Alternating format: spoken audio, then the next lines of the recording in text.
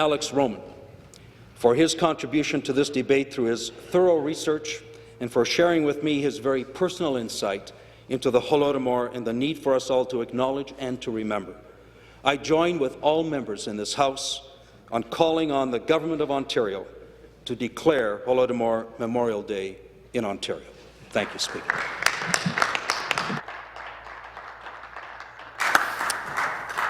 Further debate. The member for Parkdale-High Park. Thank you, Mr. Speaker. It is both a pleasure and a privilege to be able to stand on this historic day. And certainly, first, I want to welcome our distinguished guests who've worked so hard for this day and who've finally been successful. Dobry den, welcome. And I want to thank my colleagues. I want to thank Dave and Frank, the member from Brant and the member from Newmarket Aurora, and for this historic moment in the House. This is the first time ever in Ontario's history that the three parties have come together as one and supported a bill. And I can think of no better bill for that to have happened. Hopefully it won't be the last. But certainly as the first, you also are witness to that historic moment as well. This is a historic moment primarily, of course, because finally a very ugly silence has been broken. A historic silence has ceased. Voices have been raised, not only here, but certainly as a member from Brant has discussed, all around the world, and finally here, to say, this happened. This happened. But you know, the work isn't finished yet, because there are still Holodomor deniers out there. It still is denied in certain circles.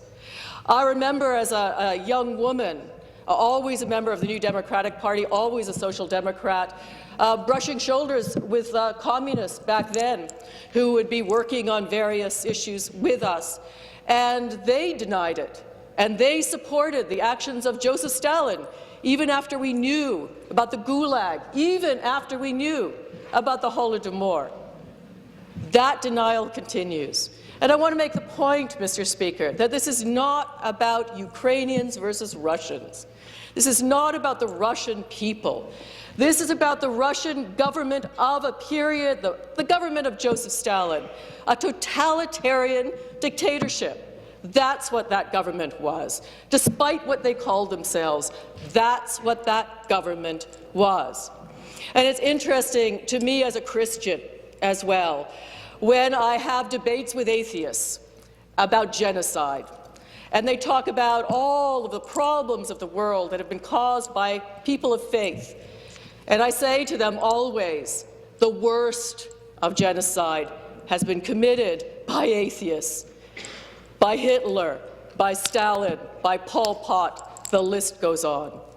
And I think today also, Mr. Speaker, about a journalist in a different genocide, Norwegian socialist who went to Cambodia while Pol Pot was killing, literally actively killing.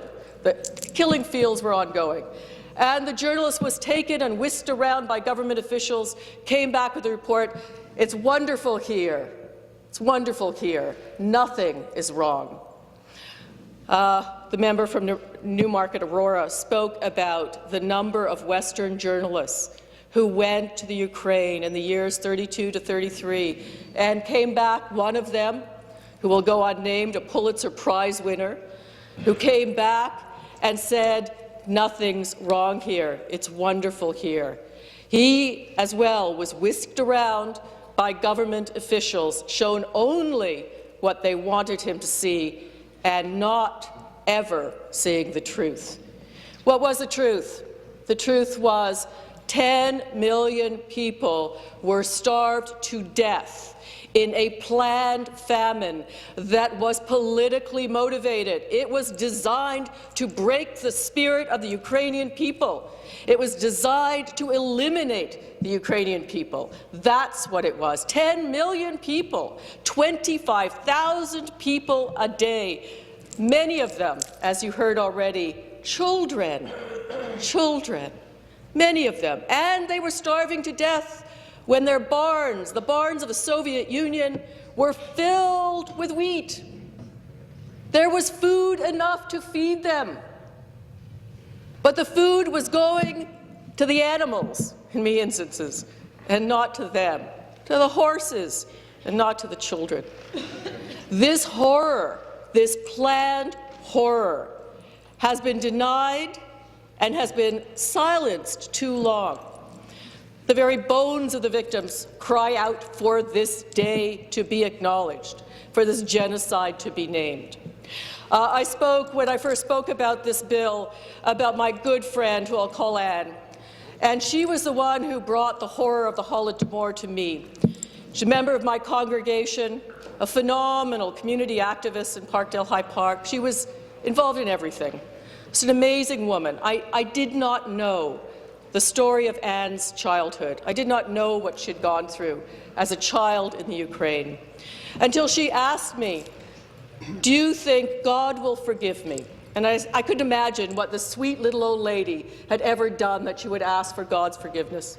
And she said, I would ask for forgiveness for having tasted, having eaten human flesh.